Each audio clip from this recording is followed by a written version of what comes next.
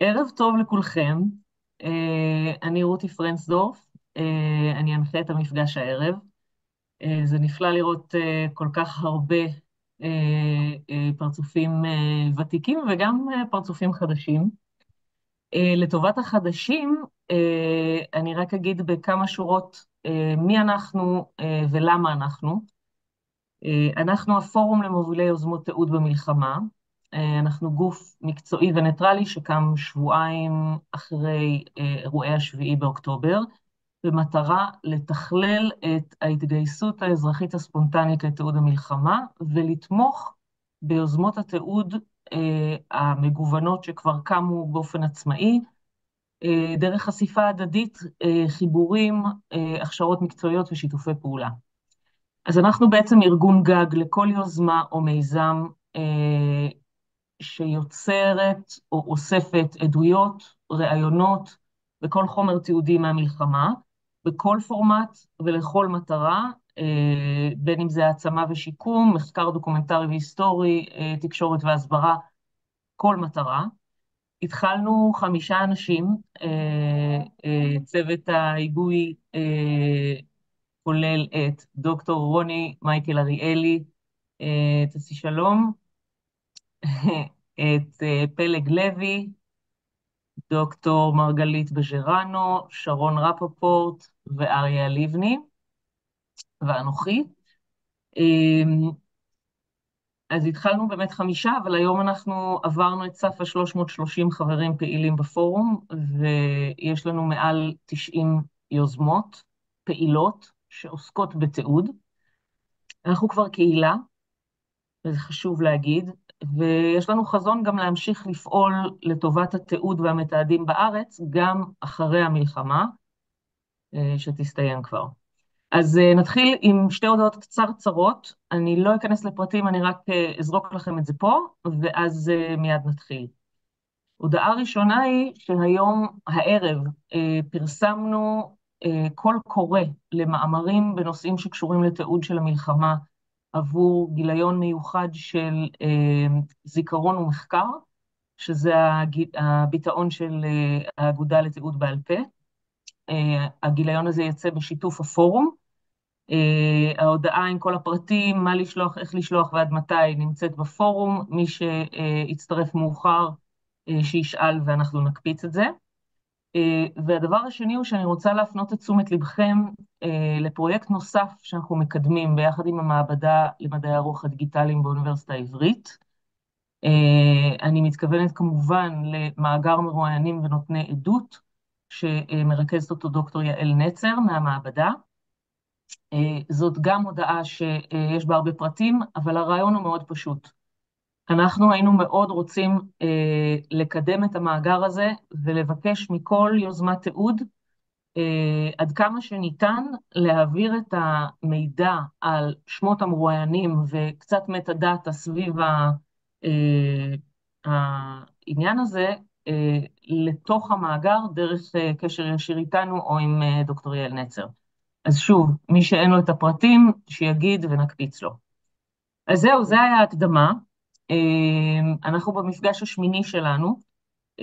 בחודשיים האחרונים באמת עשינו מפגש כל שבוע, כל פעם על נושא אחר שקשור לתיעוד, עם איזו תוספת, כי בפורום חברים הרבה אנשים שהם לאו דווקא מתעדים ויוצרים של תוכן דוקומנטרי, אלא היסטוריונים, ארכיונאים, משפטנים, פסיכולוגים, חוקרים, אנשי אקדמיה, אנשי תקשורת והסברה, כולנו, באמת, זה באמת פורום מאוד מאוד רב מקצועי. אז הערב התכנסנו כדי לדבר על הצד של תיעוד בצילום סטילס. בעצם השאלה המרכזית היא, איך המלחמה הזאת מצטלמת בסטילס?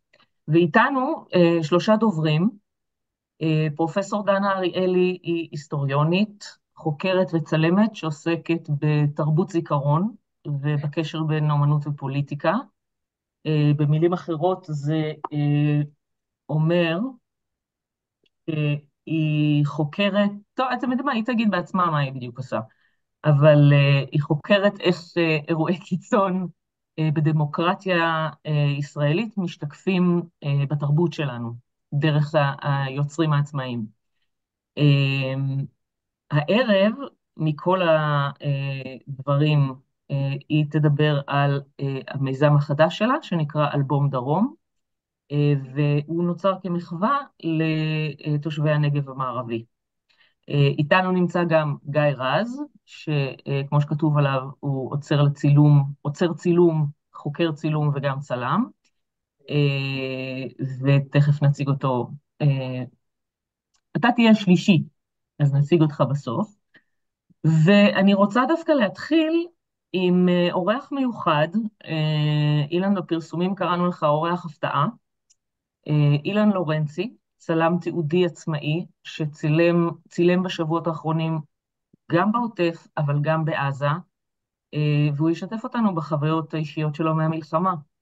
אז אילן, נשמח להתחיל איתך. אני רק, זה עושה share screen, המצגת אצלי.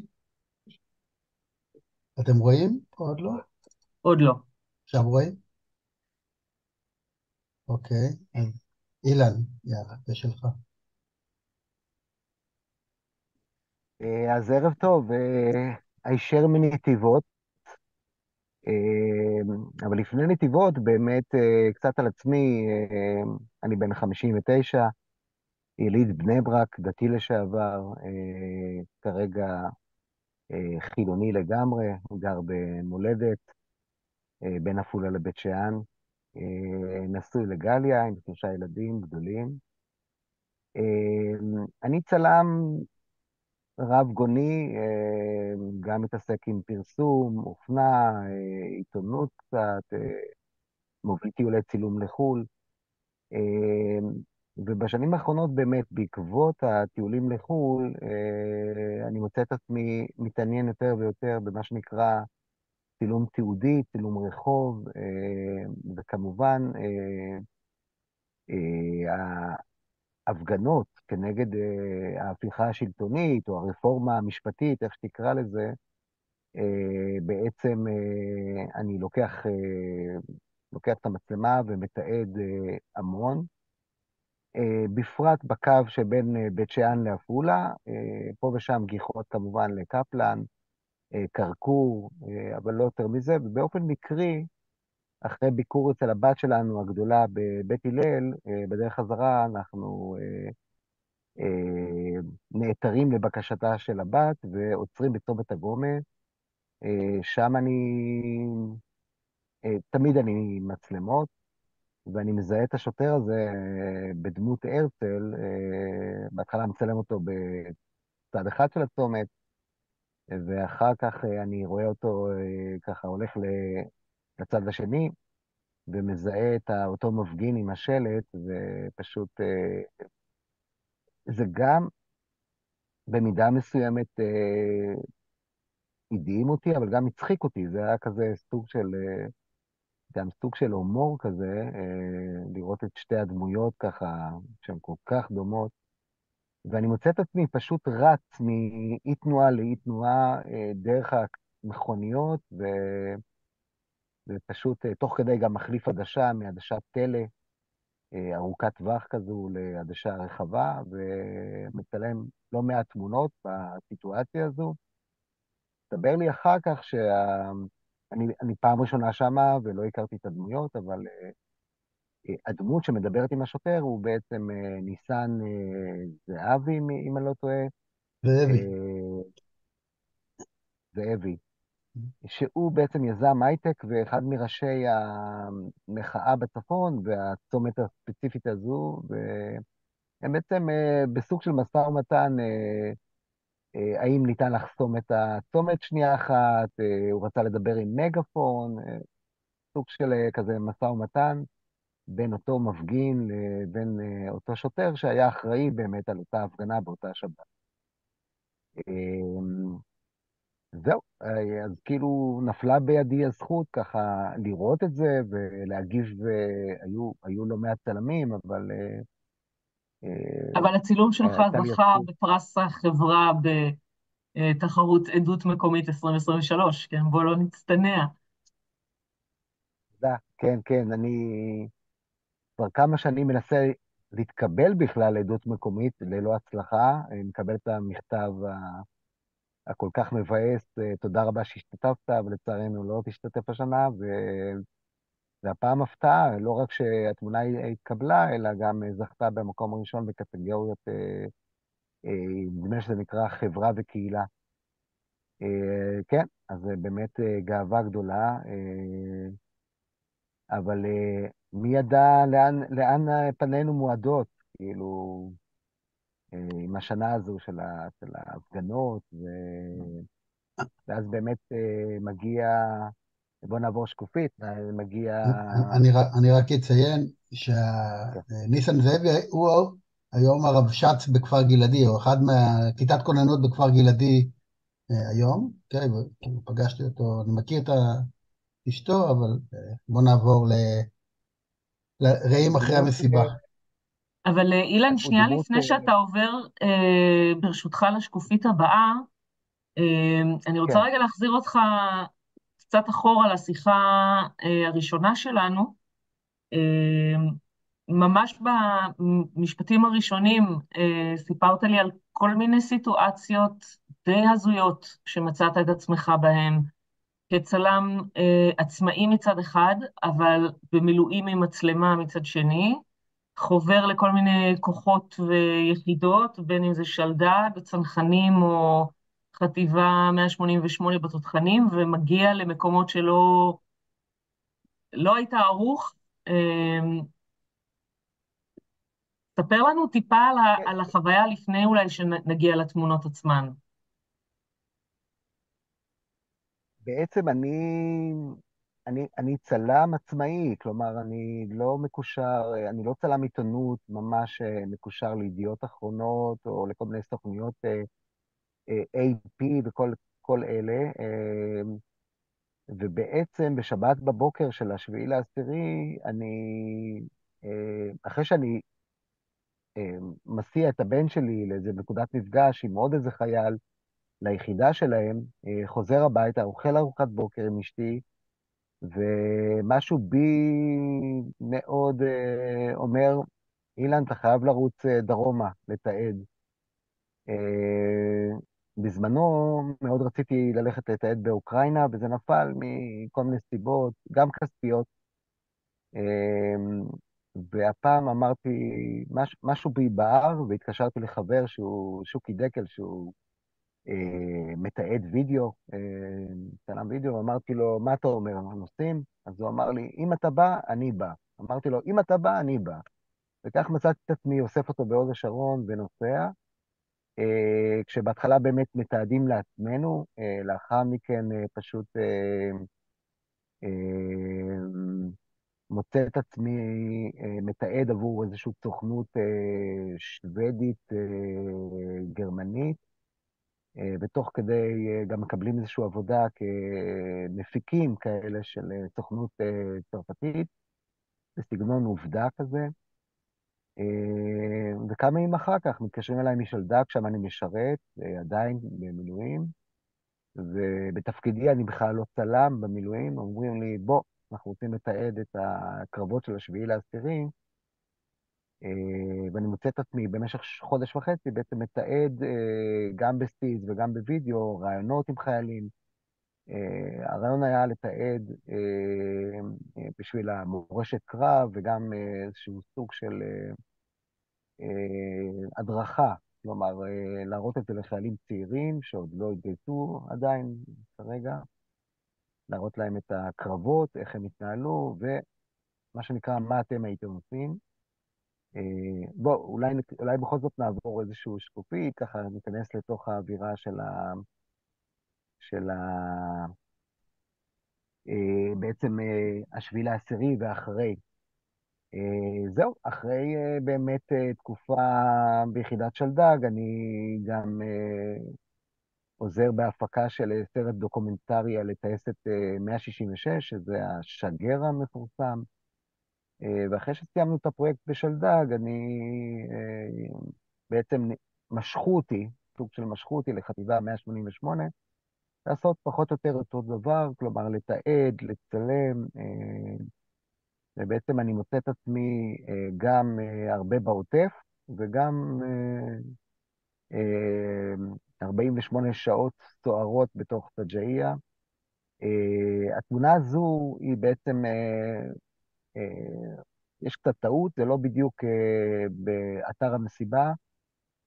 ליד נתיבות פחות או יותר יש איזשהו מגרש חנייה מזעזע של המכוניות שבאמת נלקחו מתוך המסיבה, כשיש חלק אחד של המכוניות הצפופות, ולאחריהם המכוניות שעדיין לבנות. שמדי פעם מגיעה איזה מישהי או משפחה, ואפילו עם גרר, ולוקחים את המכונית שלהם. אבל זה מראה באמת לא יאומן, לא יאומן. בכלל, גם כשהייתי בעוטף, בעצם הייתי בעוטף גם בשביעי וגם בתשיעי ובעשירי, עדיין המכוניות היו לצדי הדרך, אמנם למזלנו בלי גופות, אבל המראה הזה של מכוניות לצד הדרך עם כדורים שפשוט, כן, זה מראה קשה, מראה לא יאומן. ובעצם אני מוצא את עצמי באמת ככה מתעד גם בשביל הצבא וגם בשביל הצרפתים, אבל פה ושם גם ככה, מה שנקרא, מצלם גם בשביל האומנות, בשביל עצמי. אני מנצל את ההזדמנות שאני בעצם נמצא במקומות האלה, כי לא פשוט היה להגיע. אפשר לעבור ככה, גיא, אולי נעבור הלאה לאיזה עוד שקופית. אתה מוביל. זה הצילום הזה עם רחפן, דרך אגב. כן, זה באחת הגיחות, בבארי הייתי לא מעט פעמים, יצא ככה. בארי באמת היו המון המון נקודות לצלם. לפתע פתאום באיזשהו מטבח ראיתי את הדבר הזה של השלום עכשיו עם הזכוכית המנופצת. גם זה מתוך איזשהו... כן, מה שנקרא, יש הרבה שהתפכחו. יש איזשהו שבר בעניין הזה של השלום, וכל התקוות שהיו לנו התנפצו לנו.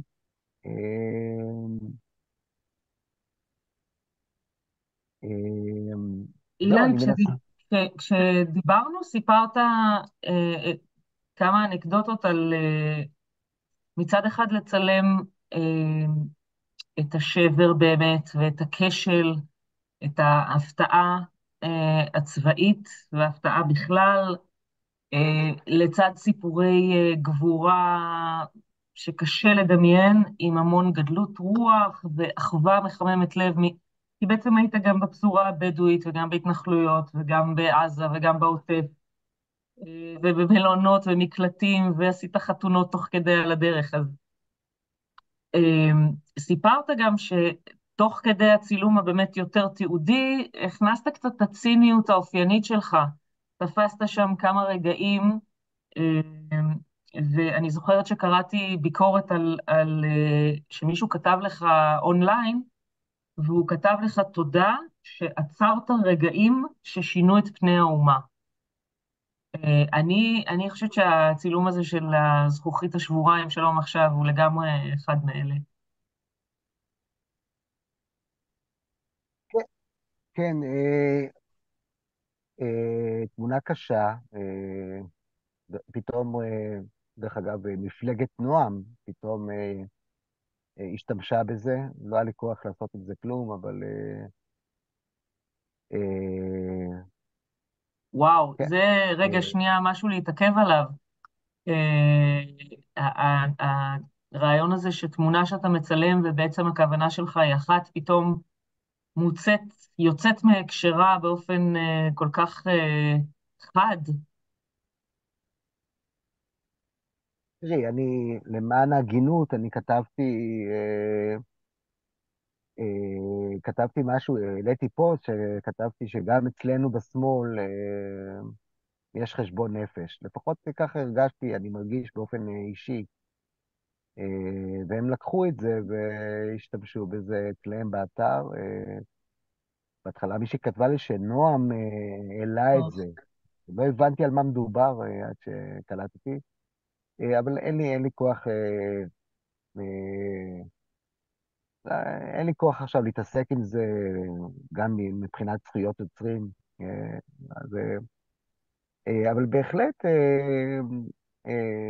אני באמת, אם נעבור קצת הלאה לתוך, זה כבר בתוך עזה, בשכונת שג'אעיה, ניקח עוד תמונה אחת הלאה, גיא,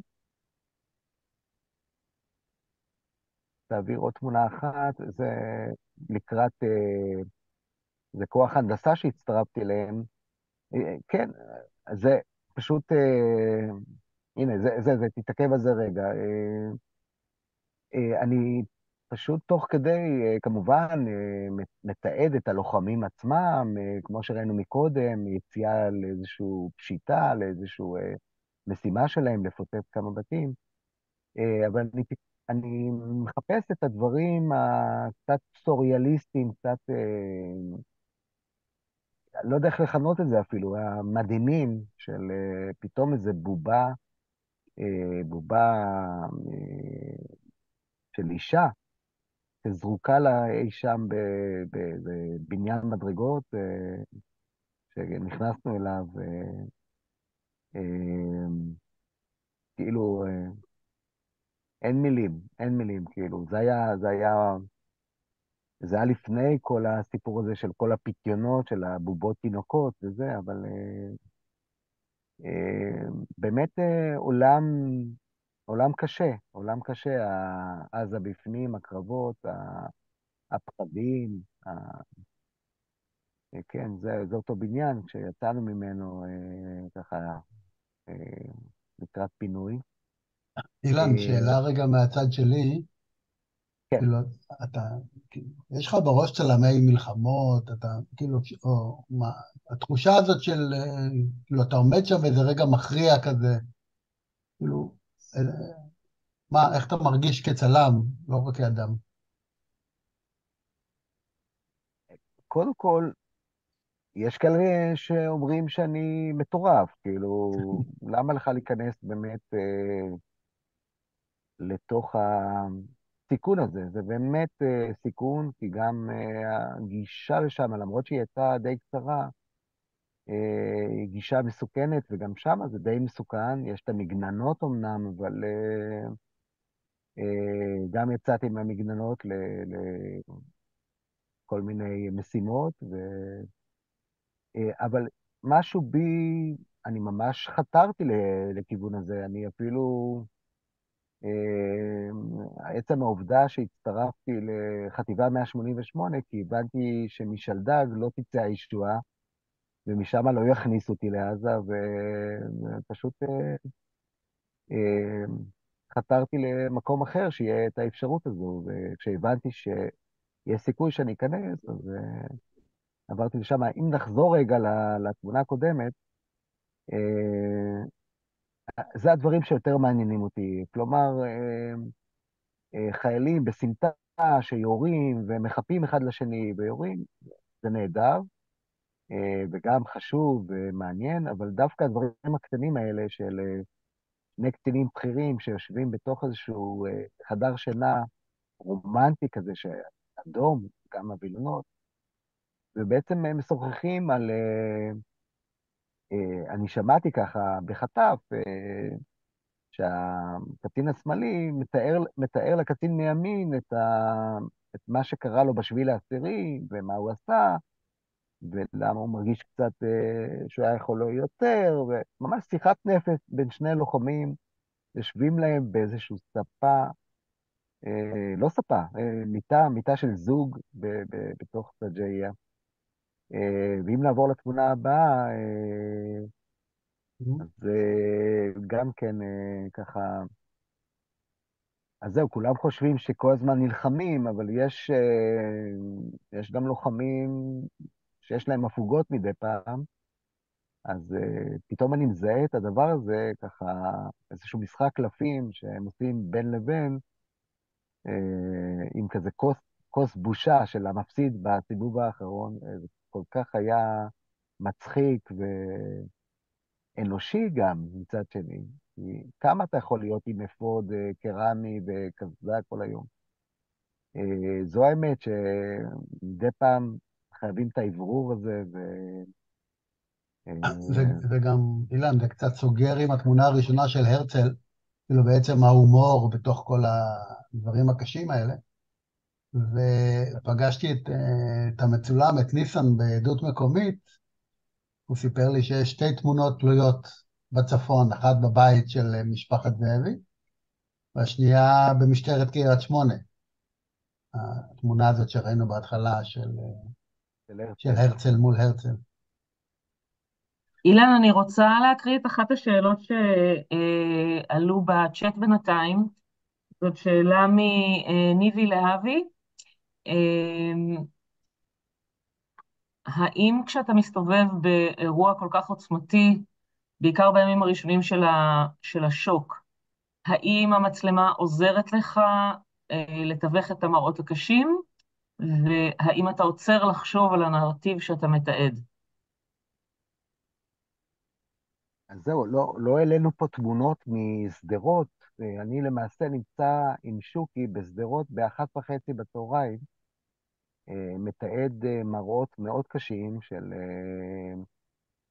אה, הרבה הרבה אנשים ברחובות, ירויים, כולל המיניבוס, אם שמעתם על המיניבוס הנוראי שנסע לים המלח, עם איזה לא מעט גופות של זקנים.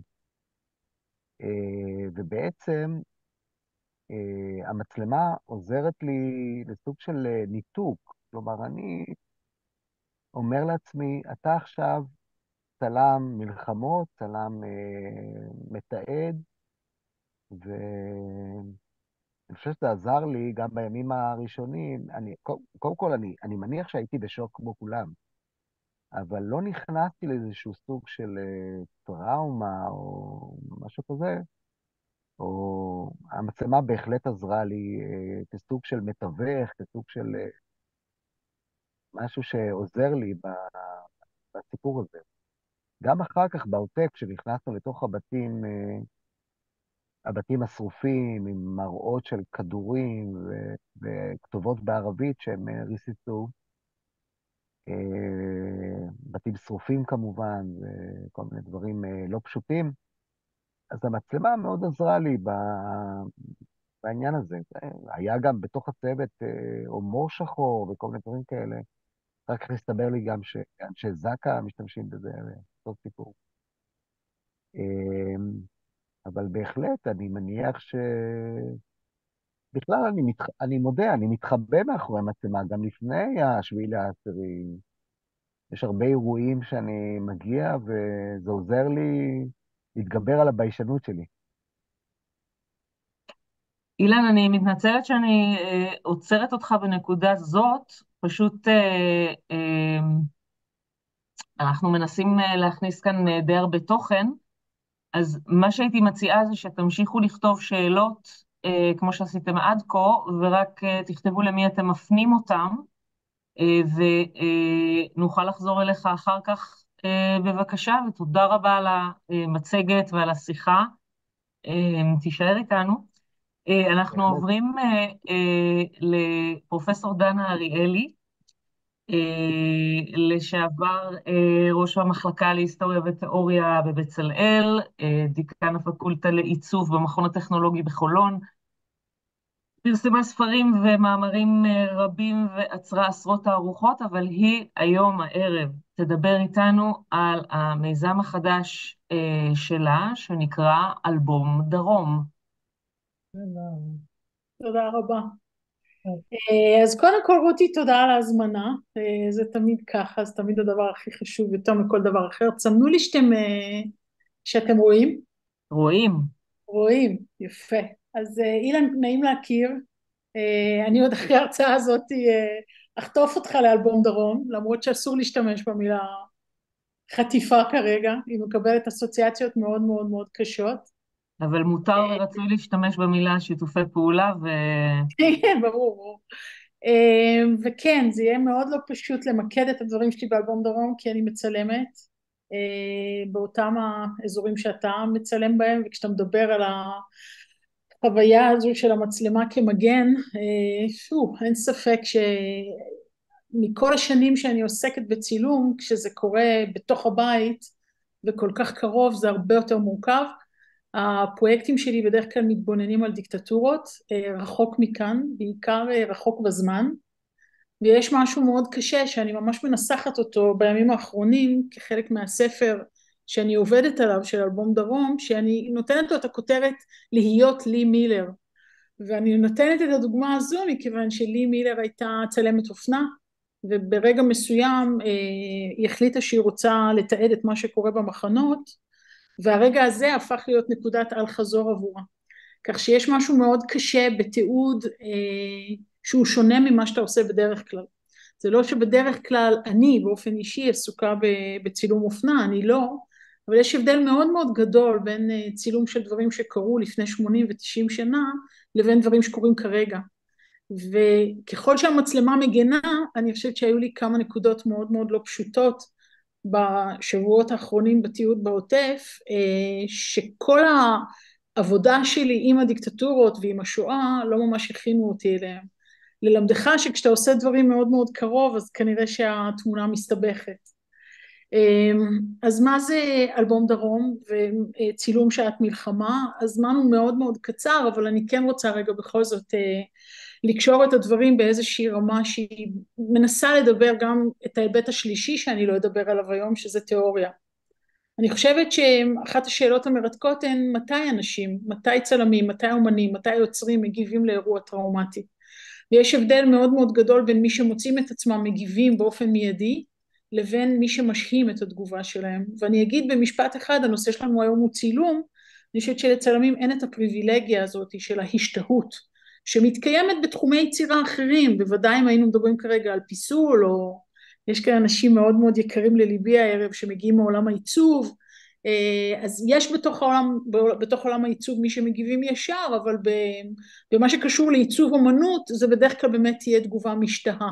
זה לא כל כך רלוונטי לצלמים, בטח לא לצלמים שעובדים עם המדיה, הם עובדים עם התקשורת וכולי. אז זה רק בטעימה, מכיוון שהעניין הזה של התגובה המשתהה הוא מאוד מאוד חשוב. הרבה פעמים אנחנו רואים שבתגובה לאירועים טראומטיים, מה שקשור לעולם היצירה יכול להופיע אחרי 20 ו-30 וגם 50 שנה. ויש המון כתיבה על הנושא הזה, אני תמיד נוהגת לצטט את דומיניק לקפרה בספר שלו, לכתוב היסטוריה, לכתוב טראומה, כי הוא מדבר על ההשתהות הזאת, שאני תכף אזכיר אותה גם בהקשר הישראלי, בעוד נקודה. הדבר השני הוא כמובן מהם טיפוסי התגובה לאירוע טראומטי, האם אנחנו מגיבים מתוך שהות במקום עצמו, במקום שבו התרחשה הטראומה, בהתבוננות על התוצרים של הטראומה, או שאנחנו מעדיפים לתעד משהו שהוא בהחלט נוצר באותו מקום, נגיד אם אני אקח רק לשם המחשה דווקא את הדברים שהבאת, אז יכול לקחת רגע לאדם שלא חי בישראל להבין את מבט העל על המכוניות שרוכזו בצומת בעקבות אירועי הנובה. מה שפחות רלוונטי בדוגמה של הרצל, שם זה בכל זאת יותר ישיר, וזה נורא נורא מעניין המעברים האלה שקורים בתוך הצילום הדוקומנטרי ובתוך התיעוד. אז זה ככה ממש ממש במשפט אחד כללי, ויש גם כמובן את השאלה של מה כוחה של היצירה בסופו של דבר בעיבוד של האירועים הטראומטיים, ואני חושבת שיש המון ספרות, בטח ב-20 שנה האחרונות, שמתעסקות בשאלה הזאת של הרזיליאנס שאנחנו כל הזמן שומעים, האומנות והחוסן, איך האומנות תורמת לחוסן, איך היא בעצם תורמת ליצירת קהילייה במצבים שהם מצבים טראומטיים, וזה נושאים נורא נורא מעניינים. ומילה אחרונה, שוב, ממש ככה, רק בשביל בכל זאת לפתוח רגע את התיאבון, יש הבדלים מאוד גדולים בתוך הסוציולוגיה של האומנות הישראלית, בין אנשים, גילית שאתה בן 59, אז אני בת 60, יכול להיות שגיא ירצה אחר כך לגלות גם בין כמה הוא, אז בכלל יהיה כאן זה, אבל אנחנו יוצא שאנחנו אותו דור, והדור הזה כבר יודע, מה אתה אומר? אני בן 59 ל-60. בבקשה, נו, אז אני צוחקת, אני כמובן ידעתי, אבל אני חושבת שאנחנו שייכים לדור שכבר יודע להעביר הרבה מאוד ביקורת באמצעות היצירה שלו, ובמובן הזה אנחנו מאוד מאוד שונים מדור המדינה, שמן הסתם לא היה מסוגל לעשות את הצילום בסלון העזתי או בחדר השינה העזתי, הדמדם, ולעומת זאת אנשים שצעירים מאיתנו בשבילם זה מובן לחלוטין, זאת אומרת יש קשר נורא נורא מעניין בין מתי נולדנו ואיזה תפיסות יש לנו, כמה ביקורתיים אנחנו יכולים להיות, כמה פוסט ציונים אנחנו יכולים להיות, כמה הכשירו אותנו בתוך העולם של הרב תרבותיות ועוד ועוד, אבל לא ניגע בזה עכשיו. אני רוצה רגע בכל זאת להפנות את המבט כן למחקר שהוא רלוונטי כאן, והשאלה שהפניתי גם לגיא כבר לפני יותר מ-20 שנה נגעה לעניין הזה של איפה היית ב4 בנובמבר, ומיד אחר כך האם זה יתרגם ליצירה אומנותית, ובעצם הקדשתי לנושא הזה של רצח רבין והאופן שבו הוא משתקף בתוך עולם האומנות הישראלי 2 ספרים.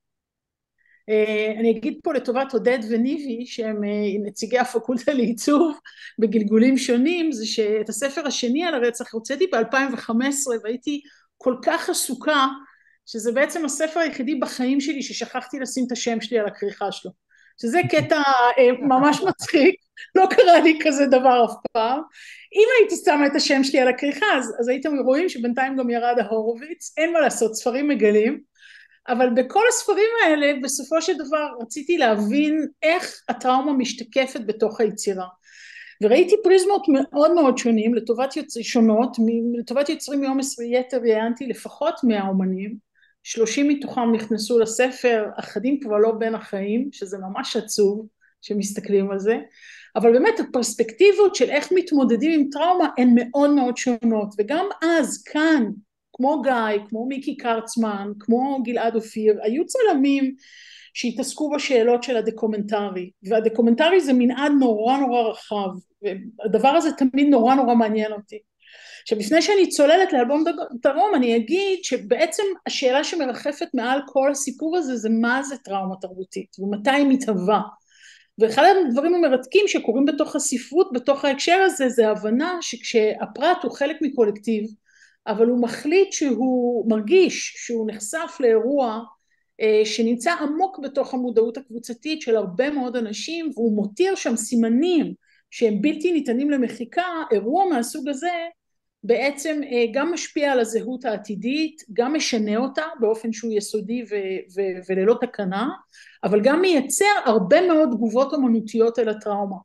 ובמובן הזה אנחנו נמצאים הרבה לפני ההוריקן, של התגובות שה7 באוקטובר ייצרו, ואת זה אני אומרת באחריות רבה, לא רק בעקבות המחקר על רבין, אלא גם בעקבות מחקרים רבים שערכתי על השאלות של הקשר בין טרור ואומנות בישראל.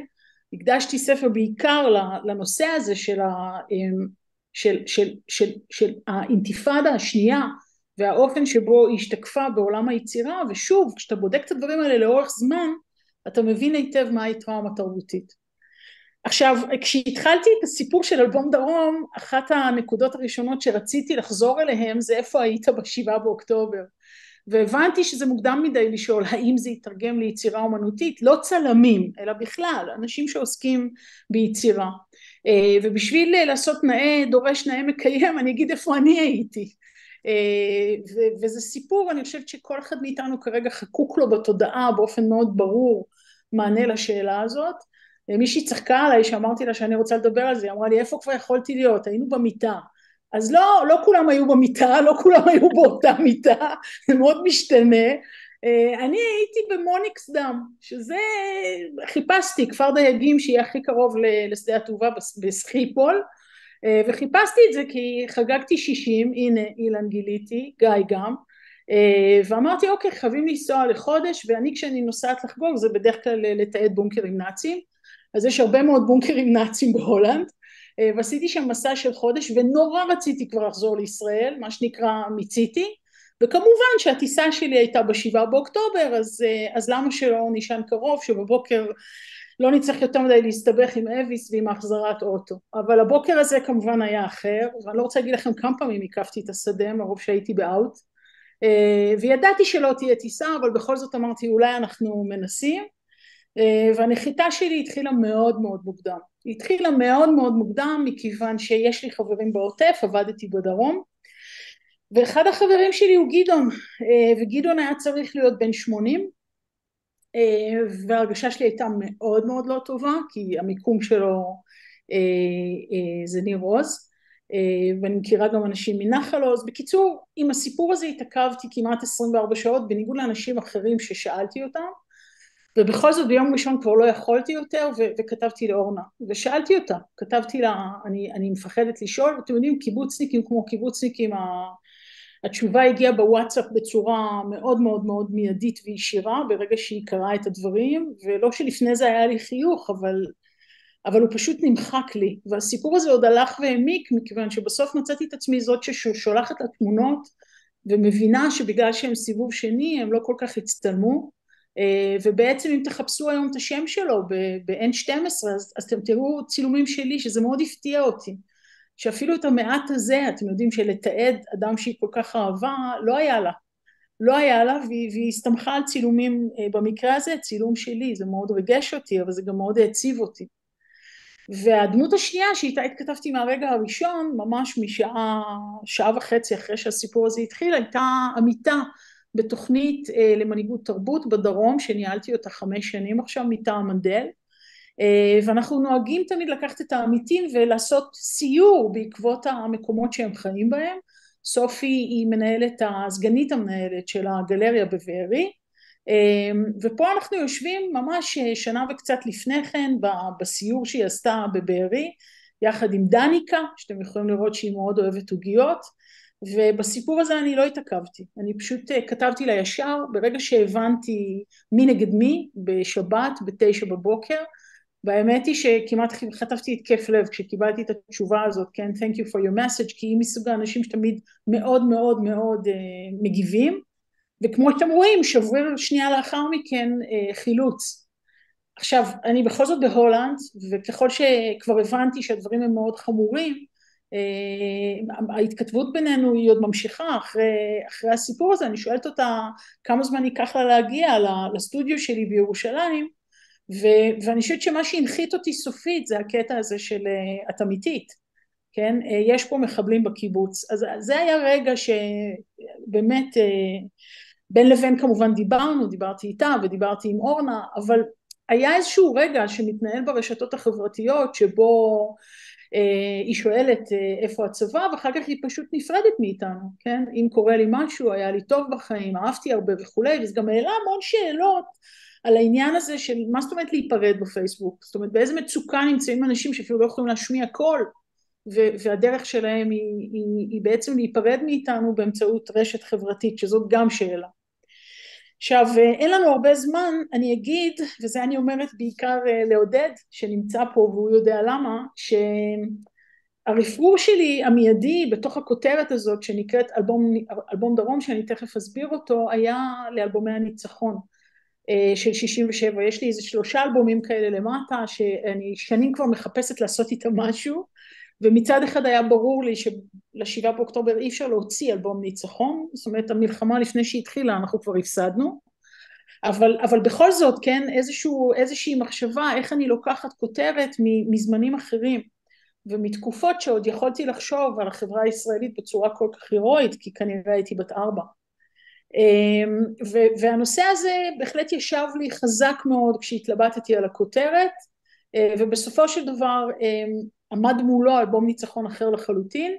האלבום ניצחון הזה, תזכרו את השם, אני תכף אחזור אליו, שגיא בלומברג, הוא היה סטודנט שלי בבצלאל, בעצם זכיתי להיות בהגשה שלו, והוא הגיש אלבום ניצחון, מה שנקרא פייק ניוז, 2000-2005, שבו הוא בעצם מתאר את הקורות שלו באינתיפאדה כלוחם, וזה כל דבר חוץ מאלבום ניצחון, זאת אומרת זה פרויקט שהיה מאוד לא קל לאנשים לבלוע אותו, מכיוון שהוא נעשה כן בזיקה ישירה לתרבות של אלבומי הניצחון, וגם אני חושבת על אלבום דרום בזיקה ישירה, אני מדברת כרגע על הספר, בזיקה ישירה ל-67, אבל גם לעבודה של סגי, שבעצם מדברת על אלבום הפסד של החברה, שראוי לה להתעורר, והדברים שהיא בעיקר צריכה להתעורר מהם זה שאלות של יוהרה וגאווה ושחצנות והתרברבות וכולי. אז החלטתי להתניע, ההחלטה הזאת הייתה מאוד מאוד לא פשוטה, התחלתי עם 12 אלבומי צלמים, לא מזמן עברתי 140, אני לא אסגור את הפרויקט הזה עם 140 צלמים, כי יש הרבה מאוד צלמים ששלחו לי תיקים מדהימים, אבל הם במשפט אחד מדממים מדי, ואני מנסה רגע לעשות משהו שהוא בכל זאת מדבר על הצילום, במבט שהוא לא רק פרופר עיתונאי, אלא הוא גם וגם וגם, ולכן אילן הדברים שלך מאוד מעניינים אותי.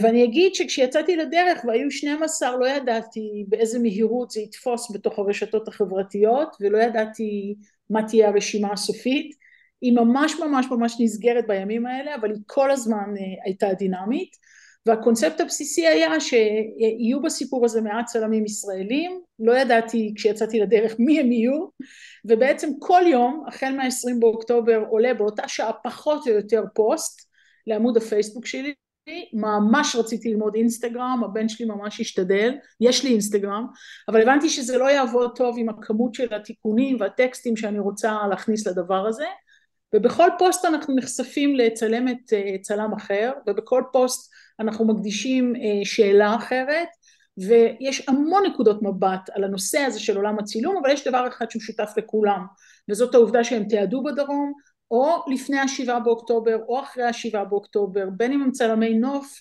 צלמים אדריכליים, צלמי עיתונות וכולי וכולי, הם בעצם מגיעים מכל שדרות החברה הישראלית, אבל הם מתעסקים רק בסוגיה אחת. וזה מה שעמד ביסוד הדבר הזה, כשברקע כמובן אני כל החיים מתעסקת בשאלות של עדות ודוקומנטרי, אז זה גם היה לי ברור שאני רוצה רגע לאסוף עדויות, זה לא מהרגע הראשון התאים לשאול אנשים איפה היית ב7 באוקטובר, יכולתי לדמיין כל מיני צלמים שאם הייתי מפנה אליהם את השאלה הזאת, הם פשוט באותו הרגע היו אומרים הבנו, אנחנו לא חלק מהסיפור, כי לא התאים לאנשים לדבר, בסדר? אני לא במקרה כותבת כאן הלם מתחלף בהלם, אנחנו מכירים את זה מהרבה מאוד מצבים של עיבוד של טראומה, אנשים מאבדים את הכל, ולפעמים זה לוקח זמן עד שזה חוזר, כן? אז זה היה לי ברור, היה לי מאוד חשוב לבטל את ההיררכיה, זאת אומרת שבמקום שבו נמצאים צלמים כמו גיא רז, או צלמים כמו עדי נס, או צלמים כמו בוריס קרמי, כלומר באמת השמות שאנחנו כולנו מכירים, אלכס ליבק וכולי וכולי, בדיוק במקומות האלה יהיו צלמים שאנחנו לא מכירים. זה היה לי חשוב, זה נושא להרצאה אחרת, אני לא אגיע לזה עכשיו. ובעצם ככה זה עלה הראשון, כשמתוך ה-with 44 others, היו לפחות 30 אנשים שעזרו לי עם שמות, עוד לא היו כאן הרבה מאוד צלמים, איזשהו רציונל שרגע מסביר מה אנחנו הולכים לעשות, והמחשבה שלי הייתה, בואו נפרק רגע את הדבר הזה, 95% גן עדן, 5% גיהנום, כשאנחנו מבינים שהמשוואה הזאת מתהפכת ב7 באוקטובר, ומאוד מאוד סקרן אותי לאן זה יוביל ולאן זה ילך.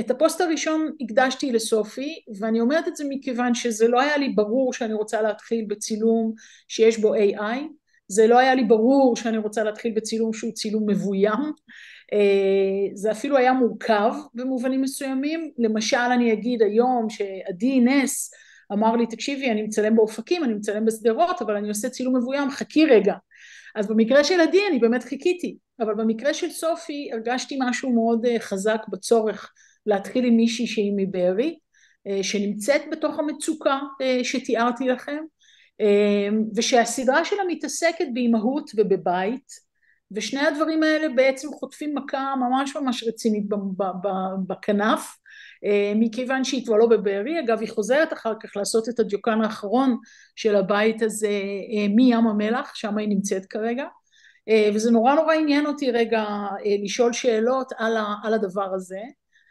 ואין המון אלבומים בתוך אלבום דרום שהם אלבומים שעוסקים בצילום מבוים, יש, אבל לא הרבה, הרוב המכריע ממש מתוך 100 אני חושבת בטח מעל 90, זה צלמים שמתעסקים בעניין דוקומנטרי, אבל איפה חרגתי?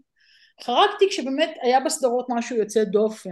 משה גרוס שגיא עכשיו עצר תערוכה, שגם אני משתתפת בה בבית שטורמן, תערוכה מקסימה בעיניי, היה דוגמה מאלפת לדבר כזה, מכיוון שמצד אחד אנחנו לא נגדיר את זה כצילום תיעודי, מצד שני הפרויקט הזה שהוא עושה 23 שנים עם בוגרי י"ב בקיבוץ בנחל עוז, לפחות בצילום התחתון, מכיל הרבה מאוד אנשים שנספו ב7 באוקטובר, וזה סוג של הופך מצילום שהוא צילום של אלבום, נקרא לזה סוציולוגי, אלבום שכבתי, אלבום של מקום מגורים, פתאום מקבל משמעויות אחרות לחלוטין, וזה טוען את זה, כן, במשמעויות אחרות לחלוטין. עכשיו, הצילום המתעד, כמו שאנחנו יודעים, יודע להיות המון דברים, כן? הוא יודע לתעד אדריכלות ולתעד מקום, כמו שלמשל עושה עומרי, קרן לפידות, בפרויקט המדהים הזה שלו, שהוא בעצם אובססיבי לטיעון קיבוצים באזור הזה של הנגב המערבי. אני פה ממש ממש ממש מביאה טעימה. ולידו עבודה מסוג אחר לחלוטין של אלי סינגלובסקי, שכמוני מתעסק, אנחנו חברים טובים מאז שלמדנו ביחס צילום, הוא היה בן 20 ומשהו ואני הייתי בת 50 כמעט, אבל הלימודים שלי בבצלאל היו ב-2009, ונעשינו מאז חברים מאוד מאוד קרובים, ואלי מתעסק בכל השאלה של תרבות הזיכרון בכל מיני היבטים, אבל כאן הוא בוחר באנדרטת עובדת הפלדה, מכיוון שכידוע לכולנו המיקום שלה הוא עתק, מחבל ימית אחרי הפינוי לאזור של חבל שלום, שם היא נמצאת היום, וזה נורא נורא מעניין לראות גם דברים מהסוג הזה, שהם כמובן לא צילום מתעד נקרא לזה בתקופת מלחמה, והדוגמה הכי טובה להמחיש את העניין הזה היא למשל העבודה הזאת של מיקי, שאני אילן כמוך, כן, מאוד מאוד רציתי להסתנן, לקח לי זמן עד שקיבלתי אישור להיכנס לאזורים שהם נצורים ושטח צבאי סגור, כמו למשל נחל עוז, וזה היה מאוד מורכב לקבל את האישורים האלה, אבל כששאלתי את מיקי, כי היה לי ברור שהוא מתעד שם, אז הייתי בטוחה שהוא ישלוף איזושהי סדרה שהוא עשה מתישהו, ואז אני מקבלת את התגובה, 22 באוקטובר 23, ואז אני אומרת לו, איך לעזאזל נכנסת, כן, כי לא העליתי על דעתי שהתשובה הולכת להיות, דודה אופיליה מתגוררת בקיבוץ ניר עוז, ב9:30 בבוקר, באותה שבת, עוד הספקנו לדבר בטלפון, זאת אומרת, הוא בעצם, העבודה הזאת שהוא קורא לה בשכונה של אופיליה, נעשית, ראיתי אחר כך כמובן את המיקום, כי הייתי בקיבוץ, נעשית כשהיא עדיין חטופה, היא שוחררה בפעימה האחרונה, אישה בת 77, 78 כמעט, מהקיבוץ. וגם העבודות של גיא, כן, שלוקחות את כל השאלה, את כל המרכיבים הגדולים בעצם של יחידות הכיבוש, כן, יחידות הכיבוש, אני מוכרחה להגיד גיא, לא בגלל שאנחנו חברים, אנחנו יודעים גם לראות את הדברים לפעמים אחרת, שבאמת אם יש מישהו שניסח את הכיוון הזה, כן, של מה זה מחסומים ואיך נראית המציאות החזותית והתרבותית שלנו כתוצאה מהמחסומים האלה, גיא עושה את זה בשלבים מאוד מאוד מאוד מוקדמים, בעצם במובנים רבים הוא מתחיל לתעד את שאלות הכיבוש בעצם בראשית שנות ה-90, וזה מאוד מעניין לראות את זה, כי הוא גם, אולי קצת בדומה אליך אילן, עושה את זה גם מתוך נגישות אל האזורים האלה, בהתחלה כלוחם, אחר כך סיפור שאם ירצה ירחיב עליו, אבל לאורך השנים, זה באמת מייצר איזשהו אלבום דרומי מאוד מאוד מעניין, שנוגע בהיבט מסוים של הצילום האדריכלי ושל הכיבוש. עכשיו אותו סגי בלומברג של אלבום הניצחון שאיתו פתחתי, כמובן גם היה שם ב7 באוקטובר, והתחילו להתחבר אצלי הרבה מאוד מרכיבים של סיפורים של אנשים שמצילים אנשים אחרים, מי המציל של סופי ואיך זה קשור אל סגי, והמון המון המון מרכיבים שעולים ברגע שאתה מעלה משהו באופן שיטתי ואנשים מגיבים אליו, ויש להם מה לומר על הסיפורים. עם הפורמט שמאוד היה חשוב לי לשמר אותו היום על הנדמה לי אני כבר התבלבלתי לגמרי, נדמה לי 67 או 68, זה תמיד עולה עם איזשהו סיפור של הצלם עצמו על הפריים שהוא לוקח, וכן, זה נורא מצחיק, כן? שאני שואלת אותו איך אתה מתמודד עם טראומות, אז הוא אומר צילום בגובה הצריח, הוא קצין בכיר בשריון, אבל גם מלא סשנים ב-400 שקל לכל מפגש, שאתה מבין, אתה מבין כמובן את ההקשרים, ואולי הקטע הכי מצחיק פה, שהוא אומר לי, טוב, אבל כשאת מעלה לפייסבוק, אל תגידי בדיוק איפה זה צולם בבארי וזה, כי אמא שלי תשחט אותי, וכמו שאתם מבינים, הוא לא בן 12, אז יש כאן המון דברים שמתחברים ביחד, ושהם גם במובנים רבים מצחיקים. עכשיו, יש גם זוויות אחרות למתעדים שהם בנים ומתעדות שהן בנות, כי בתיה הולין למשל, שגם מציגה עכשיו ועושה איזה פרויקט הדסטארט מדליק שנקרא דרום שחור, בתיה הולין שמתגוררת בכפר עזה שנים, בעצם יוצאת לנקודת האיסוף, אחרי שמצילים אותה, יוצאת לשם ב2:30 לפנות בוקר, וזה מה שהיא נופלת עליו בעלונית. אני בשנייה הראשונה שראיתי את זה, בעיקר את הקטע שם עם נייר טואלט מצד שמאל, אמרתי לא יכול להיות, כן? לא יכול להיות שזאת המציאות, אני כבר יודעת במספיק מקרים קודמים שכן, זאת המציאות אצלנו, אבל היא בעצם עוברת יחד עם קבוצה של מפונים לפני שיקחו אותם משם, ונתקלת בחיילים, ואין לי ספק בכלל שזאת זווית מאוד מאוד אמהית ומאוד אחרת, שאולי קצת מתכתבת, אני חוזרת אל החדר שינה, כי באמת יש משהו מדליק בצילום הזה שלך, אילן, אבל היא גם נותנת בכל זאת איזו זווית של מישהי שמסתכלת על זה אחרת. עכשיו, כשאני אומרת תיעוד מלחמה, ואני אומרת לא תיעוד בהכרח מלחמה אקטואלי, קונקרטי של הרגע, אז איך משחקים עם העניין הזה? אז באמת, אני חופרת הרבה, ואז אני מצליחה להגיע לכל מיני צלמים, יוגב הוא למשל צלם מאוד מאוד מאוד מוכשר, שבעצם מתעד את המילואים שלו 13 שנים, והסדרה הזאת שנקראת מתוך הכובע, הוא מסביר כאן שהיא קשורה לזה שהוא היה חרדי, ותקופה ארוכה בצבא הוא סוג של הסתיר את זה על ידי זה שהוא חבש את הכובע, אבל גם כמובן בהרבה מאוד עבודות שבהם הכובע הזה אף לא ברחבי הנגב, אז הוא גם מרפרר טיפונת לאיזה מגרית, ועוד כל מיני דברים אחרים, זה נורא מעניין לראות את זה. אבל זה סדרות, למשל במקרה של יוגב, שלא הוצגו בשום תערוכה מוזיאלית, ואתה אומר איך יכול להיות, כי באמת הן מאוד מאוד מוצלחות, זה ככה. אני חושבת שמבחינתי הצלם של המלחמה הזאת זה אדוארד קפרוב, אני לא רוצה לפגוע פה באף אחד, כי אני בטוחה שיש צלמים מוכשרים לא פחות, אבל יש משהו בעבודה שלו עם הפלטות זכוכית הענקיות האלה, והרגע הזה שבו אתה מתכוונן, תסתכלו רגע שנייה מצד שמאל, זאת אומרת, אתה מבין שזה תהליך עיבוד שהוא כבר בין 100 ומשהו שנים, אתה מבין שיש כאן איזושהי אסטרטגיה של צילום דוקומנטרי שחוזרת חזרה, פחות או יותר למלחמת העולם הראשונה, אבל פתאום צועקת החוצה השקית הזאת של הבמבה. זאת אומרת, יש משהו נורא נורא חזק ומאוד אירוני, באופן שבו הוא עובד, כן, גם נגיד בתמונה מצד ימין באמצע, עם השקית נייר שמסגירה, זאת אומרת, יש כל הזמן את הרמזים הקטנים האלה, שאנחנו לא במלחמת העולם הראשונה, באיזה שוחה, באיזשהו קרב בלתי ניתן להסבר, אלא ממש בכאן ועכשיו. זהו, אני יכולה להמשיך עוד, לדעתי נגמר לי הזמן, נכון? פחות או יותר, הזמן המוקצב פחות או יותר נגמר, אבל בואי ננסה בדקה-שתיים רק לסגור קצוות. בסדר גמור, אני אגיד שאני חושבת שאתם יודעים, יש פרספקטיבות שונות, יש פרספקטיבות של צלמי מלחמה, יש פרספקטיבות שקשורות גם לנופלים ולדמויות מפתח, כמו אופיר ליבשטיין למשל, יש את הפרספקטיבות הקשות מאוד של השכול, אתמול העליתי סדרה של אבישג שער ישוב שמצלמת עבור הניו יורק טיימס, והיא מצלמת בעצם from day one את כל השאלה הזאת של אבל, אבל אני אסגור בזה שבסופו של דבר השאלה אני חושבת המעניינת היא השאלה של המחויבות שלנו כאנשים שמתעדים. אנחנו רק במקרה שינינו את מועד הפתיחה של התערוכה שלי שהוא בכלל עודף מה-7 באוקטובר ל-6 באוקטובר, זה יכול היה להיות מצמרר פי כמה, והתאריך הזה של ה-6 באוקטובר 24, הוא יהיה התאריך שבו ייפתח אלבום דרום במוזיאון יד מרדכי. זאת אומרת, אני מוצאת עצמי בדיוק 3 שנים אחרי, מתעסקת בהקשר הזה של צלקות הפחם.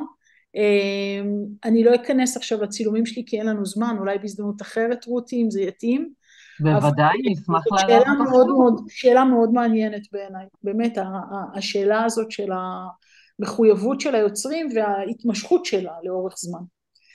זהו, תודה רבה, אני מקווה שזה פחות או יותר בלוז, לא הסתכלתי על השעון. דנה, אנחנו מתנצלים שאנחנו צריכים להקציב לך זמן, כי אני בטוחה שהיינו רוצים לשמוע עוד כולנו, אני בוודאי. תודה רבה, פרופסור דנה אריאלי. באמת תודה על החשיפה ועל המחשבה היתרה בבחירת הצלמים שהשתתפו בפרויקט. אין לי ספק שכולנו נתחיל לעקוב אחרייך בפייסבוק. אבל אנחנו עוברים לדובר השלישי והאחרון שלנו, שהוא גיא. גיא הוא צלם, חוקר ועוצר צילום, שעוסק בשאלות של זיכרון ושכחה, שזה גם מאוד מאוד מתחבר לעבודות שלך, דנה, ובדרך כלל הוא עושה את זה דרך פרספקטיבות פוליטיות של זמן ומקום. בהערכה גסה, גיא עצר כבר איזה 17 או 18 תערוכות צילום היסטוריות מבערך 1995, כתב וערך 5 ספרים, ביניהם את צלמי הארץ המיתולוגי, שזה ממש מפעל חלוצי לתיעוד הצילום בישראל.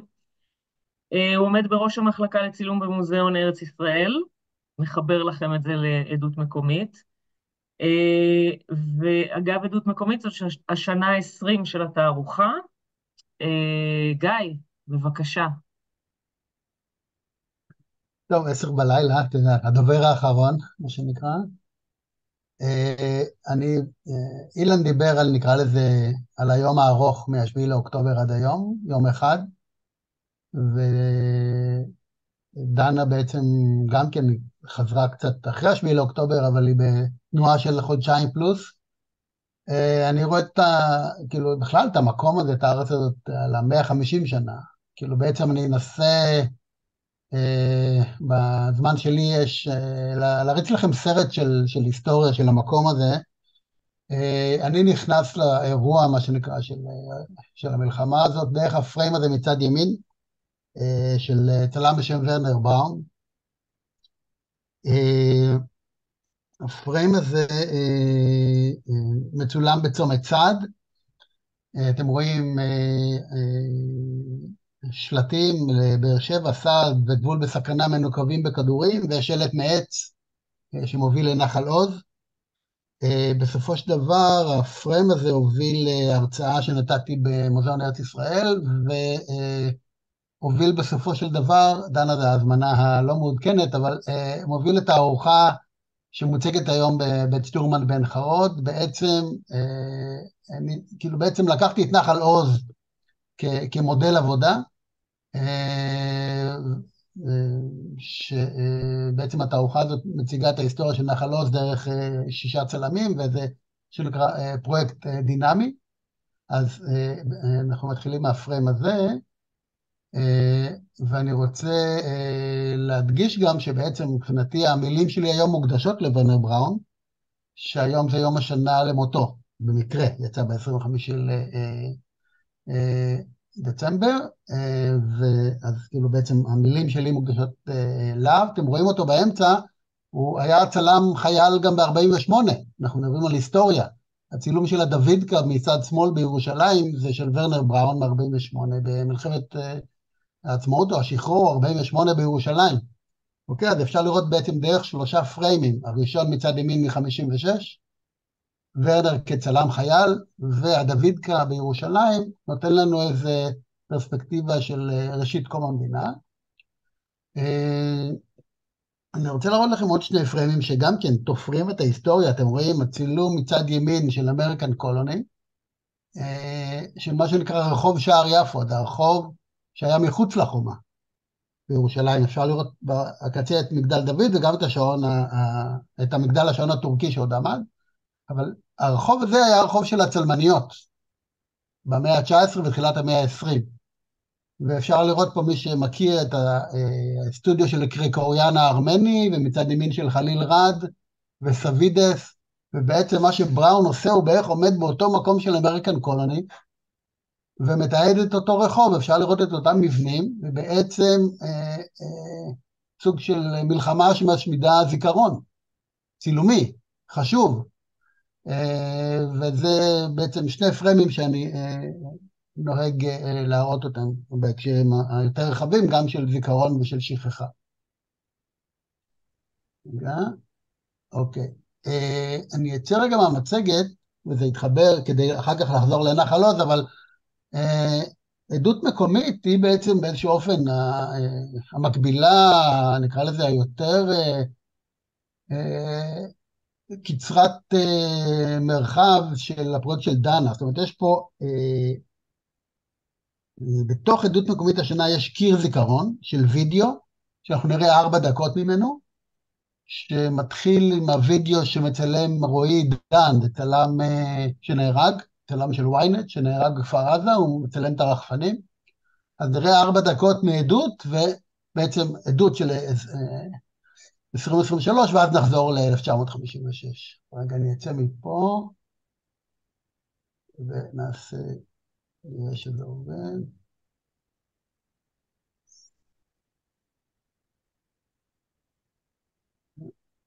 רגע.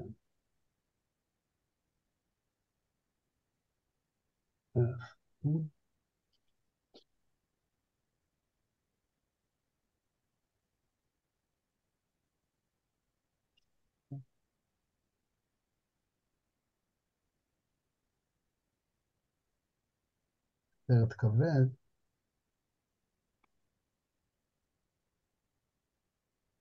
רציתי להגיד שאתם מקשיבים נורא נורא יפה ובשקט, ואז קלטתי פתאום שכולם במיוט.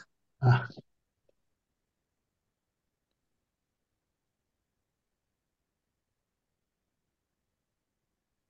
אוקיי. רואים משהו או שלא רואים כלום? אנחנו מה עדיין רואים רואים עכשיו? את הדרייב שלך. אוקיי.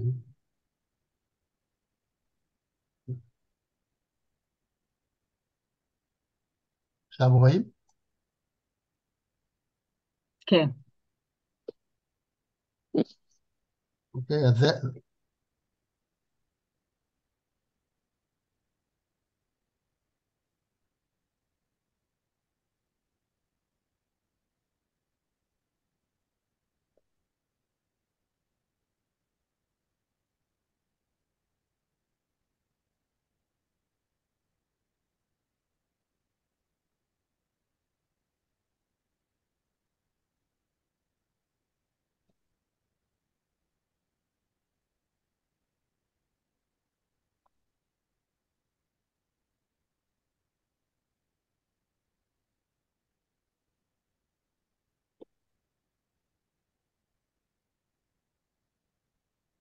שלום.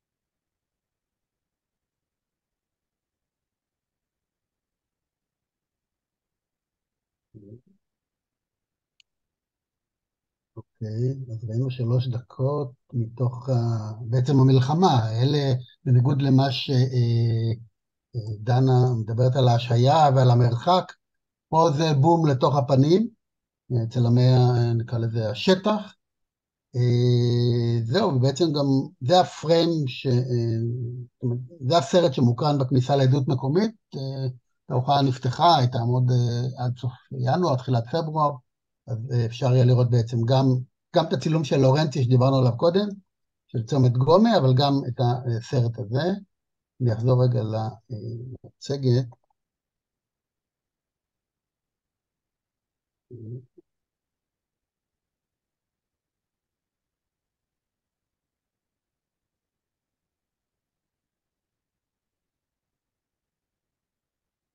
גיא, אתה רוצה לדבר טיפה על הסיפור של נחל עוז כן, בהקשר עכשיו אני מגיע לנחל עוז. של המפגש בעין חרוד? אוקיי, תודה. כן, לא, אנחנו נגיע. אנחנו נסיים עם המפגש בעין חרוד.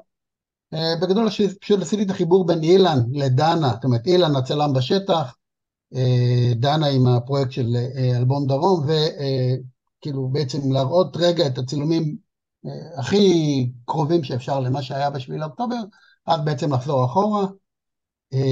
רואים מלא עכשיו, זה בסדר? כן.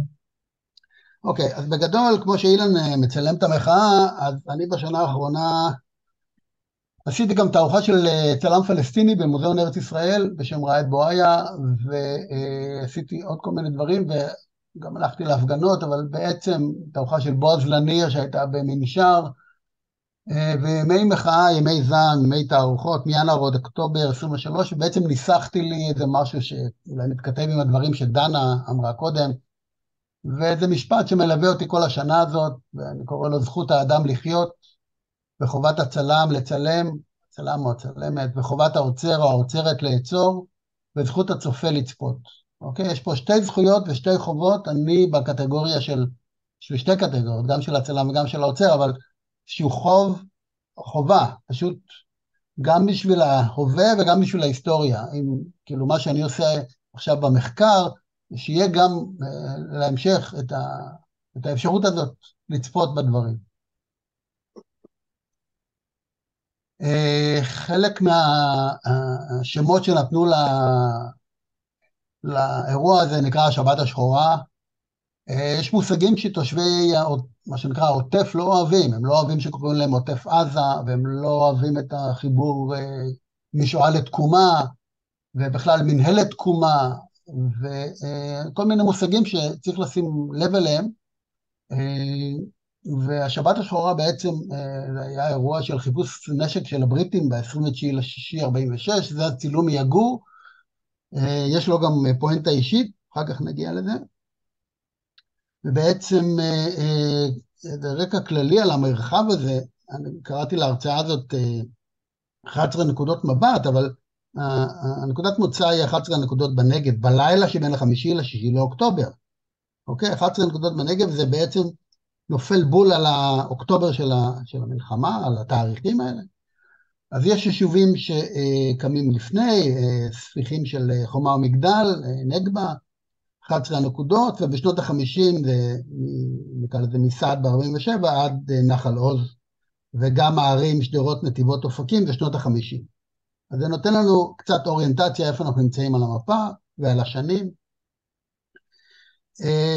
אחד הדברים ששמתי לב במסגרת הפורום שלך, רותי, שלנו, שבעצם אין איזה גוף אחד שמתכלל צילומי סטילס. אין. גם ב-700... לא, הכל טוב. אני רק אומר, עזבו רגע את הפרטיים, אני אומר, גם שדיברתי עם 710 וגם עם הספרייה הלאומית, הכל בדיליי, בעצם, כאילו, ההרצאה הזאת, או, כאילו, היא אפשרות, דנה ואני, כל אחד עושה בדרכו, אבל בגדול, רוב התיעוד בפורום, התיעוד נקרא לזה, או במנהלת תקומה, עוסק בווידאו, ברעיונות אוראליים, בכתב, בחפצים, בתיעוד רחפנים, בתת מימד, ב-VR וכו'. הצילום סטילס שעובדים איתו זה דובר צה"ל, זה מס רכוש, או הניצולים בכל הטלפונים, ביישובים במסיבה. יש לנו עיתונות מקומית, עיתונות זרה, צלמים פרטיים, כמו אילן וצלמים פרטיים שגם עושים איזה ג'סטות, נקרא לזה אומנותיות, ובעצם הרביעייה, 4, 5, 6 ו-7 מתכנסים כל אחד בדרכו או לעדות מקומית או לאלבום דרום, איך שלא נסתכל על זה. ויש לנו עוד 4 מבטים שהם היסטוריים, שאני לוקח אתכם לשם גם. ארכיונים לאומיים, יש את הצלמים של היישובים, שחלקם כבר נכנסו גם לפרויקט של דנה, אלבומי משפחה וארכיוני עיתונים.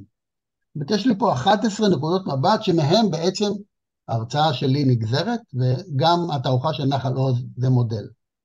אוקיי? ביום שאחרי, אני לא יודע מה יעשו במנהלת תקומה, מועצה אזורית אשכול, קיבוץ בארי, כל אחד לוקח קצת כיוון, אני לא יודע מי מתכלל את כל הדברים, נראה לאן זה הולך. עוד קצת על בעצם אנחנו מדברים על רצועת עזה, רצועת עזה נגזרת מתוצאות מלחמת עצמאות, שחרור, זה בעצם המבצע חורב שמגדיר את הגבולות עם המצרים ברצועת עזה. צילומים גם, הצילומים האלה מבחינתי הם חלק מהסיפור. חיילי צה"ל במבצע חורב, ארכיון לעם, צלם לא ידוע, אפשר לראות את אותם צילומים היום כמו שאילן מצלם בעזה. כאילו אנחנו בעצם עברנו אולי משחור לבן לצבע, אבל עקדת נצח הזאת, כאילו יכולה כמובן להטריף דעתו של אדם. בהקשרים ההיסטוריים, אני משוטט בארכיונים, וזה לא רק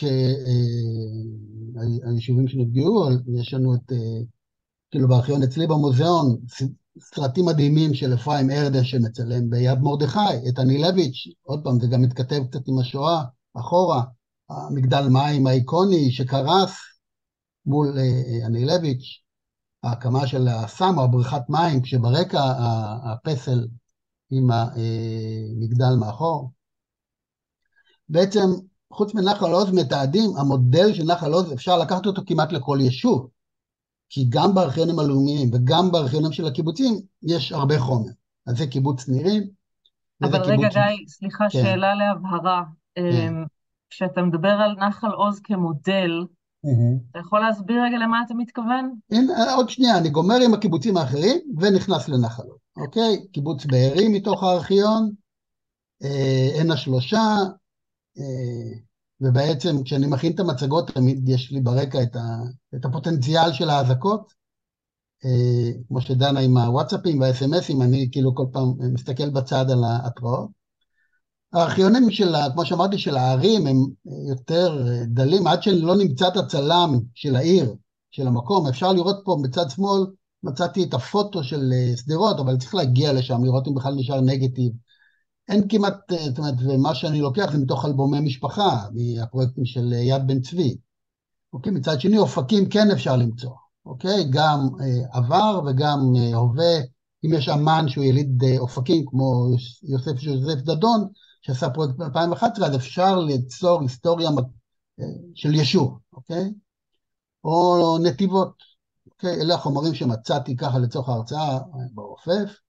אני חוזר עוד פעם למפה הזאת, גם, זה הופיע גם בפורום תיעוד, את המפה של הטבח, המפינג מסקר, אפשר לראות, אקראית כמובן, אבל המפה של י"א הנקודות בנגב, היישובים צבועים באדום, והמסקר, גם כן, כל האירועים שבהם קרה הטבח, גם בנקודות אדומות, אז אפשר לראות גם היסטורית, איך הנקודות האדומות, הסימבוליקה, מצד אחד זה 11 נקודות בנגב, יישוב, מצד שני זה נקודות אדומות של טבח. זהו, ואז אני נכנס לנחל עוז, מתי שתרצי אני אעצור, הפריים הזה של... זה לא פייר, אני לא רוצה שתעצור, אבל אנחנו התחייבנו לסיים ב-10:30 הכי מאוחר. אין בעיה, אנחנו נסיים ב-10:30. תדבר יותר מהר פשוט. כן, אני רץ, זה בעצם קצת כמו הרצאה שעשיתי לחברי נחל עוז. בעצם עברנו מסטילס לסרט, אני פשוט רץ קדימה, ותראו מצבור דימויים. בגדול, הקיבוץ המצולם ביותר בעולם זה שם שהמצאתי ביחד עם מרדכי נאור, ההיסטוריון שהיה ממקימי נחל עוז, והוא באמת אמר שהיו שם המון צלמים. בשנות ה-50 יש לזה שתי סיבות מרכזיות. אני ארוץ קדימה. שתי סיבות מרכזיות, אחת זה שזה יחזות הנחל הראשונה, איזה אייקון ישראלי של אחרי קום המדינה, ומצד שני הרבה אירועים, פחה, וכולל האירוע של רועי רוטברג, שנראה אחר כך כמה שנספיק. בגדול המודל עובד ככה, יש לי צלמי עבר, ארכיון הקיבוץ וצלמי הקיבוץ, יש צלמי עיתונות וארכיונים לאומיים פרטיים שאיתם בעיקר עבדתי, ויש צלמים מחול, שזה עוד דברים שמתבררים תוך כדי. בהווה יש לי צלמי עיתונות, ארכיונים עיתונים, סוכנויות פרטיים, אומנות דובר צה"ל, ארכיון צה"ל, וחברי קיבוצים שמצלמים, גם בתערוכה בבית שטורמן יש צלם שמצלם היום בנחל עוז. אז בגדול, כשאני מקים את פרויקט נחל עוז, יש לי בעצם את המטריצה הזאת, יש כמובן סרטים, ושימו לב שבפריים של פאול גולדמן מצד ימין, יש לנו את הרובה ואת ההגה, אוקיי? כשגולדמן מצלם את הרובה וההגה, לנגד עיניו לדעתי עומדים שני לוגויים, אחד זה של הפלמ"ח, והחרב והשיבולים, מ-45, השני זה הלוגו של הנחל, מ-48, שזה כבר מגל וחרב ושיבולים, ונחל עוז בעצם ההגה מחליף את המגל לצורך העניין, הטרקטור, והרובה הוא התחליף של החרב. אוקיי, אז בעצם אפשר להגיד שגולדמן מייצר לנו פה לוגו צילומי על בסיס הלוגוים שאנחנו מכירים מהעבר. אבל אני חושב שרובכם רואים את הפריים הזה פעם ראשונה בחיים. עוד דבר שהלוגו שגם דנה צילמה בכניסה לנחל עוז, חג ה-70 נקרא בלוגו שלו עד התלם האחרון, ובעצם נחל עוז לוקחים את המשפט של טרומפלדור, שרואים אותו בחורש ב-1913 ליד הכנרת, במקום בו תחרוש המחרשה היהודית את התלם האחרון, שם יעבור גבולנו. אוקיי? ובעצם אפשר לראות גם את ההיסטוריה המקומית, היישובית, החקלאית, של התלם האחרון, עד הגדר, גם בתערוכה בבית שטורמן יש צילום של צלם אחר מנחל עוז, בשם בנימין שמרון, שהוא מצלם את שדה החמניות שברקע יש את הבתים של עזה. אז זה התלם האחרון. מצד שני, אני אומר, הפרויקט שלי פה בנחל עוז, הוא בעצם צילומים מהתלם הראשון. אוקיי, וזה בעצם החשיבות של הדבר הזה. גם כשדיברתי בפני חברי נחל עוז, מה שהיה חשוב להם זה לראות את הרצף מהתלם הראשון עד התלם האחרון, להבין שיש עבר והווה, ורק ככה אפשר לבנות עתיד. אוקיי? זאת אומרת, המחשבה היא לא רק צילומית, אלא כמובן מנטלית. אני רץ על נחל עוז, כאן זה נמצא, צילומי אוויר שמצאתי, אפשר לראות מצד שמאל שני צילומי אוויר של היום שלפני, ה-6 באוקטובר וה-7 באוקטובר, העשן והנקודות האדומות שראינו קודם במפה, היישובים עולים באש. העיתונות, ידיעות אחרונות, ערב חג שני, תחלת, יום ראשון זה כבר אדום, אוקיי, הטיפוגרפיה, הצבעוניות של הדברים האלה שרצים. אני ארוץ קדימה, יש את המורשת של הצילום בתנועה הקיבוצית, ככה ברפרוף, ובעצם נכנס רגע אל נחל עוז, אמרתי ימי בראשית, צילומים מהתלם הראשון, יש לנו פה את ורנר בראון, את פריד שלזינגר, בוריס קרמי, בנו רוטנברג, פאול גולדמן וברוך רביב שהוא צלם הקיבוץ. אלה הצלמים שמצאתי כרגע, נכון לדקה הזאת, בשנות ה-50. כשמזכיר לכם שמה שמחולל את המסע הזה, זה בעצם הצילום מצד שמאל. מה שאפשר להבין, כשאמרתי, ביקשתי מדנה שצלם לי את צומת צעד, זה בגלל שבעצם בשנות ה-50, כל מי שהגיע לאזור הנגב המערבי, צילם או הצטלם ליד השלטים האלה. אוקיי? זה קצת האייפל של הנגב היה.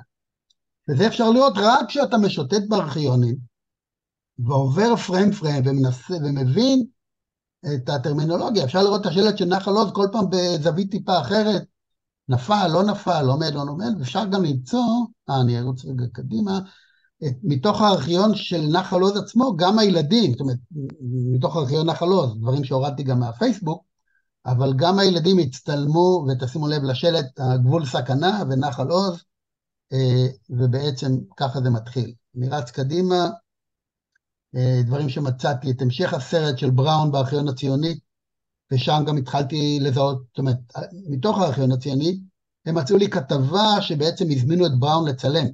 אז יש לי את כל השמות של האנשים המצולמים בכתבה שבראון מצלם. אוקיי, אז זה בעצם נכנס כבר לתהליך היסטורי, תמונה בלי כיתוב בעצם, זה לא נחל עוז וללא כותרת, זה לא בארי השבת השחורה. אם יש שמות של אנשים, אז יהיו שמות של אנשים. אם מישהו ייכנס היום לארכיון הציוני לאתר, לא ימצא את השמות האלה, כי עוד לא הכניסו אותם, אבל כשעשיתי את המחקר בחודשיים האחרונים, גם הגענו לכתבה הזאת. אחד חברי המשק, הרפורטאז' המרכזית, היא על אורי מרינוב, אוקיי, שעדיין חי, הוא היה בזום הראשון, בן 89, והוא בעצם הדוגמן של הקיבוץ. נשארו לך 2 דקות, גיא.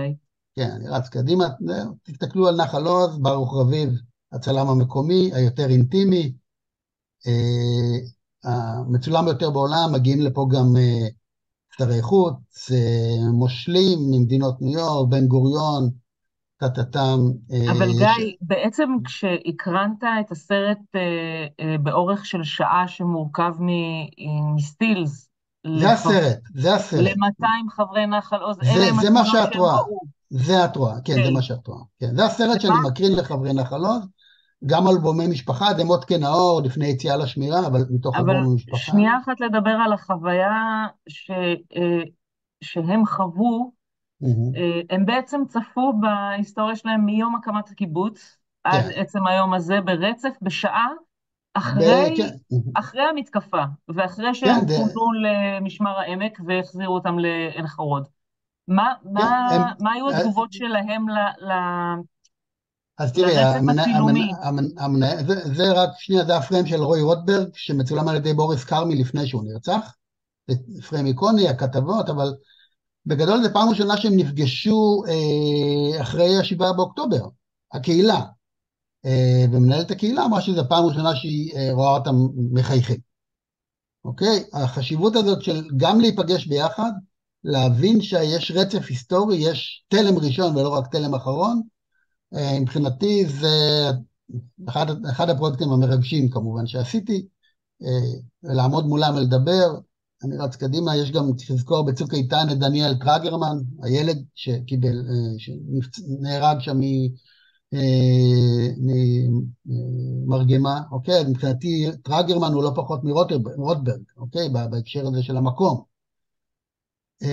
במחנה, הקיבוץ המצולם בעולם, בפייסבוק אני מקבל עוד חומרים, פאול גולדמן שבעצם מצלם שם ב-56, מצלם פעמיים, אתם רואים, זה כמו שזה מצולם היום, אחרי הפגזת מרגמות בנחל עוז ב-56, אוקיי? אני מוצא את הכתבה שגולדמן בא לצלם יום אחרי זה בנחל עוז, זה אותם דברים. דנה, זה לדרום, לאלבום דרום שלנו. אוקיי? הדברים האלה אפשר לראות קודם... גיא, זה מדהים, ואני ממש מתנצלת שאנחנו צריכים לעצור את שלושתכם. אין בעיה, אני רץ קדימה, זה שחרור שבויים ברפיח ב-46, רק שתזכרו, יש שבת שחורה, ויש, זה סבא שלי היה שם חצי שנה, זה הסיפור הזה, זה סבא שלי באדום, ורק הפריים הזה של דנה, אבל הנה, רציתם את הפריים הזה, אז נסיים עם הפריים הזה, חברי הקהילה, בתוך התערוכה בבית שטורמן בנחל עוז, אתם רואים יש חיוך מסוים, זהו, ועל הדרך, תוך כדי תנועה, בעצם הסטילס של הדבר הזה, שאנחנו לא יודעים איך קוראים לו. וואו.